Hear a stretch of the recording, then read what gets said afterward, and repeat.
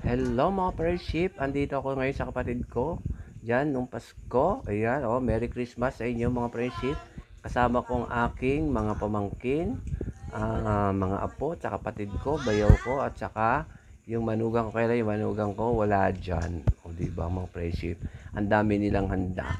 Pagka Pasko kasi, nagpupunta ako sa kanila, nakikihanda ako sa kanila, o diba, dahil wala akong panganda.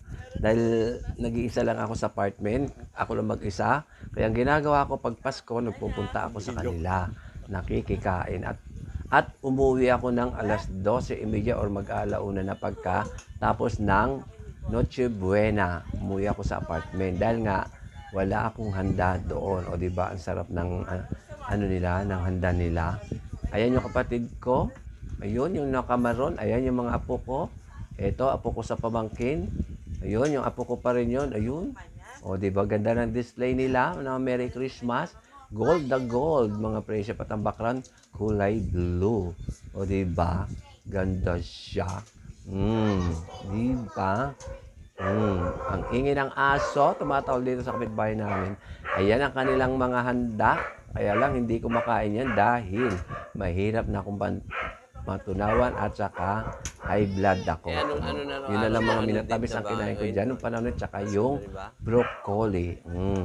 Pero nagdala ako sa bahay, dito sa bahay para naman sa mga kaibigan ko kapag mayroong pumunta sa bahay dito sa apartment para meron akong maipamerienda sa kanila. O, diba, mga friendship. Ako ang hakot of white. Chari. O, ayan yung apo ko. O, ayan yung dalawa, magkapatid dyan, yung tumayo. At saka ito, yung nakasalamin. Pamangkin ko yan. Yung pamangkin ko yun, nakasalamin. Ayan, nag-aaral sa Manila. Ito yung pamangkin ko nakakulay puti. Pamangkin ko may hawak na red. Pera yon, bigay ng ate niya. O, yan. Yung nakamaron, yun yung kapatid ko.